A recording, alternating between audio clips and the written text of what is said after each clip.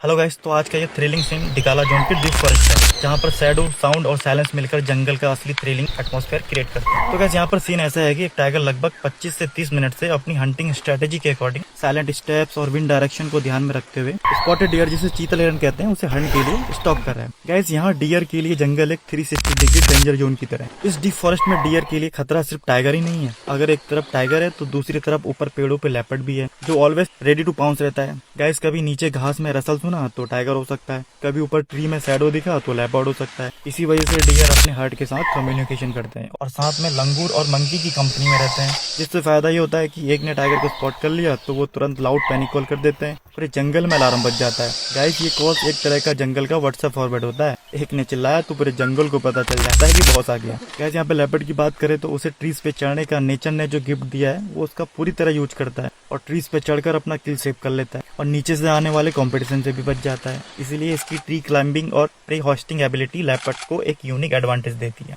Guys leopard हमेशा tiger से बच के रहते हैं, क्योंकि टाइगर उनसे काफी बड़े भी होते हैं और पावरफुल भी होते हैं, और साथ में वेट का गैप भी बहुत यूज होता है। यहाँ एक एडल्ट मेल टाइगर का वेट 200 से 300 केजी तक होता है, वहीं लेपर्ड्स में मेल आमतौर पर 60 से 80 केजी तक होते हैं। यहाँ पर दोनों में मेल्स के अकॉर्डिंग फीमेल का वेट थोड़ा कम होता है। गाइस इस पर जो भी फील्ड स्टडीज हुई है वो हमें बताती है कि जब टाइगर एक्टिव होते हैं तो लेपर्ड अपना टाइम और जगह चेंज कर लेते हैं, मतलब वो उसी एरिया में अलग टाइम पर मूव करते हैं। इसको बोलते हैं स्पेशियल और टेम्पोरल अवॉइडेंस, जिसका मतलब लेपर्ड का टाइगर से डरना नहीं है, बल्कि लेपर्ड की एक स्मार्ट को एक्सिस्टेंस स्ट्रेटेजी होती है। इसको स्मार्टली अवॉइड करना कहते हैं, और यही जंगल की दुनिया में सर्वाइवल का एक रूल भी होता है। ऐसे टाइगर हैवी वेट होते हैं, लेपर्ड स्मार्ट लाइट वेट होते हैं। जंगल में दोनों का अपना सर्वाइवल स्टाइल है। गाइस इस सीन की बात करें तो डियर्स की कंटिन्यूअस पैनिक कॉल की वजह से यहाँ पर स्पॉटेड डियर ने टाइगर की प्रेजेंस का अंदाजा तो पहले ही लगा लिया था। But guys tiger is not an easy player, ये पेशेंस का मास्टर और स्ट्रेटेजी का किंग है। गाइस यहाँ पर स्ट्रेटेजी से मतलब सिर्फ स्ट्रेंथ होना नहीं है, टाइगर सेंसेस का भी मास्टर होता है। बड़ी आसानी से मूवमेंट को डिटेक्ट कर सकता है, जैसे विजन, हेयरिंग, विस्कर्स। जब डियर्स अलर्ट हो जाते हैं और पैनिक कॉल करते हैं तब टाइगर भी अपने अप्रोच चेंज कर लेता है। ये एक तरफ से फेल होता है तो चुपके से दूसरी तरफ से घुस जाता है, और जैसे ही टाइगर अपनी परफेक्ट रेंज में पहुंचता है तो डियर को भी समझ नहीं आता कि टाइगर कब घुसा और कब उसकी विंड पाइप क्रश हो गई। अपने पावरफुल फोर लिम्स के सहारे और लंबे कैनाइन टीथ से सीधे गर्दन पकड़ता है